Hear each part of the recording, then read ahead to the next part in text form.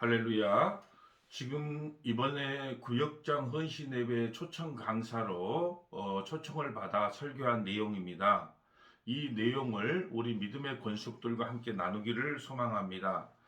제목은 지금 할 일은 기도입니다. 에베소 6장 18절 말씀에 모든 기도와 간구를 하되 항상 성령 안에서 기도하고 이를 위하여 깨어 구하기를 항상 힘쓰며 여러 성도들을 위하여 구하라. 할렐루야. 구역장 헌신 예배에 참석하신 여러분을 환영하고 사랑하고 축복합니다. 오늘 말씀은 에베소 6장 18절 말씀으로 지금 할 일은 기도입니다라는 제목으로 하나님의 말씀을 선포하겠습니다. 먼저 헌신 예배에 초청해 주신 당회장 목사님, 그리고 당회원 장로님, 그리고 구역장님들과 성도님들께 감사를 드립니다. 사랑하는 구역장 여러분, 사랑하는 성도 여러분, 지금 이 시대는 코로나19로 인하여 복음을 전하기가 점점 힘들어지는 시대에 살고 있습니다. 또한 구역장으로 그 역할을 감당해 나가는 것도 힘든 시대에 살고 있습니다. 대면 예배를 금지하고 비대면 예배를 권장하는 지금의 현실에서 우리에게 가장 급한 일이 무엇일까요? 지금 구역장 여러분들에게 가장 급하고 중요한 일이 무엇일까요? 사랑하는 구역장 여러분, 이 세상의 모든 일들 중에 하나님께서 개입하지 않는 일은 결코 없습니다. 우연히 어쩌다 보니까 일어난 일은 없습니다.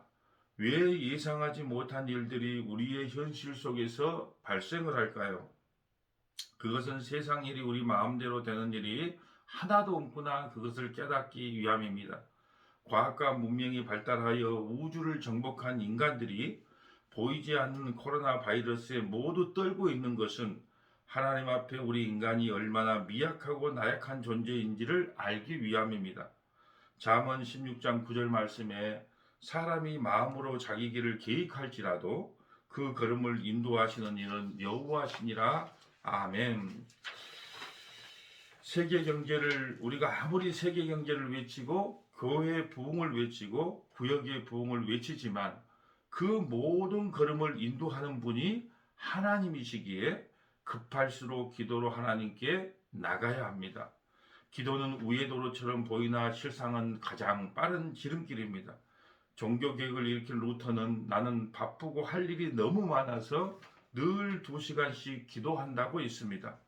교회를 부흥시키고 구역을 부흥시키는 가장 빠른 길은 기도입니다. 잠언 3장 5절 말씀에 너는 마음을 다하여 여호와를 신뢰하고 내 명철을 의지하지 말라. 너는 범사에 그를 인정하라. 그리하면 내 길을 지도하시리라. 범사에 하나님을 인정하는 자세가 바로 기도입니다. 어떤 성도님들은 입만 열면 하나님 사랑합니다, 하나님 감사합니다 고백은 하는데 주일 예배도 안 나와요. 11조도 안 합니다. 기도 생활도 안 해요. 그럼 도대체 뭘로 하나님을 사랑한다고 증명할 수 있겠습니까? 사랑하는 구역장 여러분, 사랑하는 성도 여러분, 자식이 부모를 공경한다면 아버지 제가 이런 사업을 하려고 하는데 어찌 생각을 하십니까? 어머니 제가 이런저런 여자와 결혼하려고 하는데 어떻게 생각하십니까? 물어보는 것이 당연한 것처럼 우리 인생에 문제가 생기면 하나님 아버지 어찌해야 합니까? 울부짖는 것이 구역장의 당연한 본분입니다. 구역장은 목자입니다. 작은 목사라는 사명의식을 가지고 구역장의 사명을 온전히 감당해야 합니다. 그러면 어떻게 그 사명을 감당할 수 있을까요? 첫째는 성령 안에서 항상 기도해야 합니다. 오늘 본문 에베소서 6장 18절 말씀에 모든 기도와 간구를 하되 항상 성령 안에서 기도하고 이를 위하여 깨어 구하기를 항상 힘쓰며 여러 성도들 위하여 구하라. 여기서 항상이라는 말이 2번 나오는데 옛날 성경에서는 무시로라고 기록되었으며 항상은 시간과 공간에 구애받지 않고 기도하라는 것입니다. 새벽이든지 아침이든지 저녁이든지 일하는 도중이든지 밭에 있든지 배를 타고 고기를 잡는 중이든지 심지어 화장실에 앉아 있든지 늘 하나님과 대화하는 것이 항상 성령 안에서 기도하는 것입니다.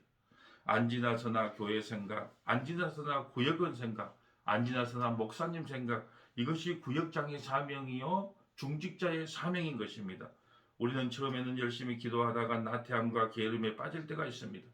기도보다는 자신의 머리와 능력 또는 인맥으로 일하려는 구역장들도 있습니다.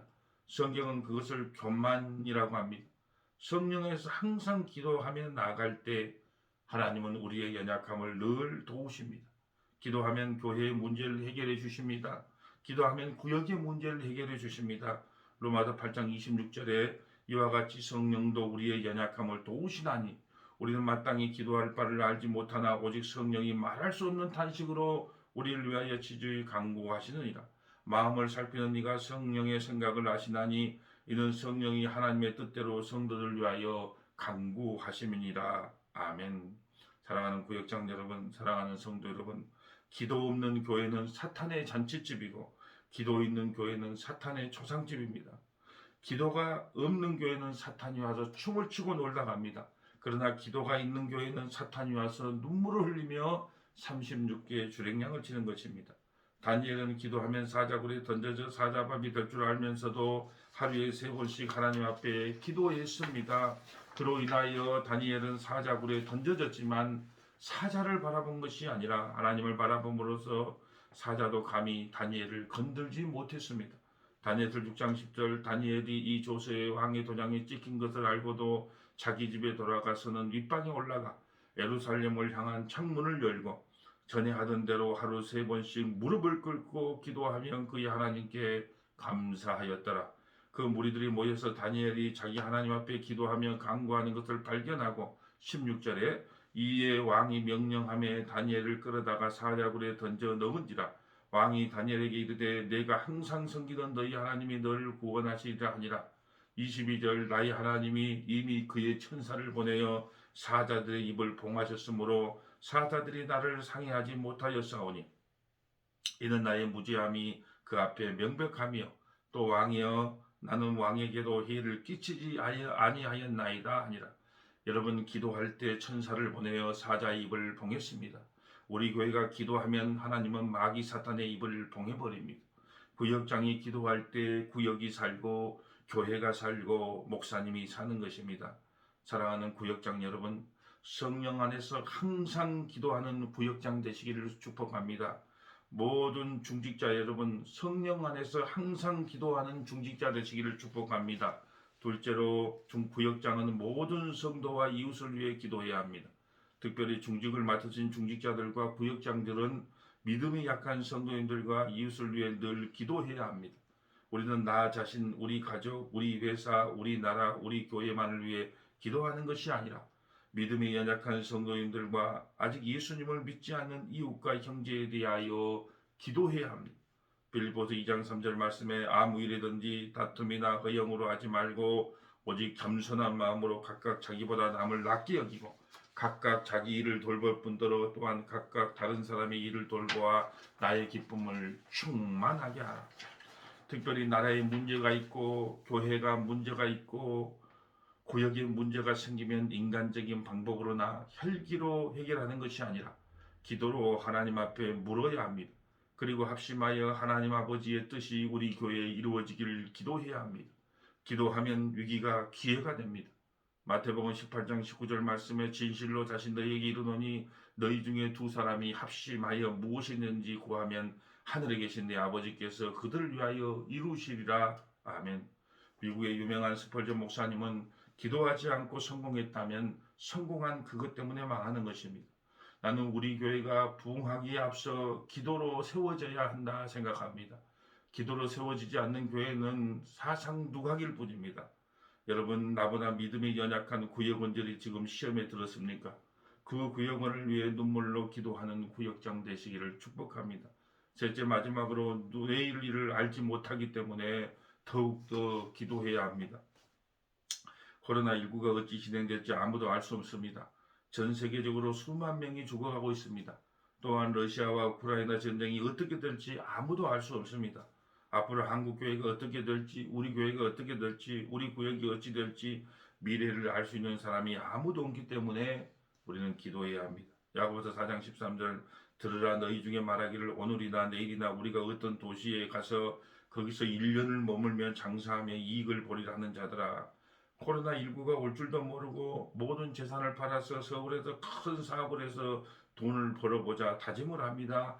그러나 아무런 소용이 없다는 거예요. 전쟁이 일어날 줄도 모르고 해외에 나와서 사각을 크게 물어보자 아무런 소용이 없다는 거예요. 내일 일을 너희가 알지 못하는도다. 너희 생명이 무엇이냐. 너희는 잠깐 보이다 없어지는 안개니라. 너희가 도리어 말하기를 주의 뜻이 우리가 살기도 하고 이것이나 저것을 하리라 하였거늘 이제도 너희가 허탄한 자랑을 하니 그러한 자랑은 다 악한 것이라.